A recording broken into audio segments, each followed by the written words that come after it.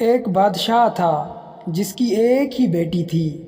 وہ بہت حسین اور نرم دل تھی، مگر ایک دن اچانک محل کے اندر ایک انوکھی بات پھیل گئی۔ جب رات ہوتی بادشاہ کی بیٹی محل سے غائب ہو جاتی اور صبح سورج نکلنے سے پہلے محل میں واپس آ جاتی۔ پہرے داروں نے بادشاہ کو کہا، آپ کی بیٹی رات کو پتہ نہیں کہاں چلی جاتی ہے۔ بادشاہ کو غصہ آ گیا اور ان پہرے داروں کو مارنے لگا، کیونکہ بادشاہ اپنی بیٹی کے بارے میں ایسی گستاخی برداشت نہیں کر پاتا تھا۔ پر ایک رات بادشاہ کے ہوش اڑ گئے۔ بیٹی کے کمرے سے دھواں اڑ رہا تھا اور بیٹی غائب تھی۔ صبح بادشاہ نے ایک عالم کو بلایا اور عالم نے کہا، بادشاہ سلامت، آپ کی بیٹی پر کسی پرانے عہد کا اثر ہے۔ یہ انسان نہیں، چڑیلوں کی نسل سے ہے۔ بادشاہ کے ہوش اڑ گئے اور وہ چیخ کر بولا، یہ کیسے ہو سکتا ہے؟ یہ تو میری بیٹی ہے۔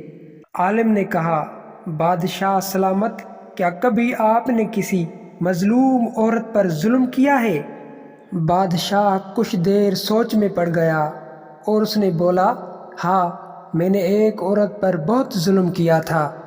عالم نے کہا، بادشاہ سلامت، تو آپ کو اس مظلوم عورت کی بد دعا لگی ہے، اس لیے آپ کی بیٹی چڑیل پیدا ہوئی ہے۔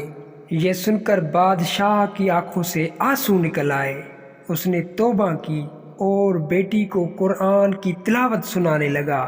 جب پہلی بار اس نے سورہ یاسین پڑھی تو بیٹی کے چہرے سے دھواں اٹھنے لگا اور اس نے چیخ کر کہا، ابو مجھے بچا لیجئے، میں انسان بننا چاہتی ہوں۔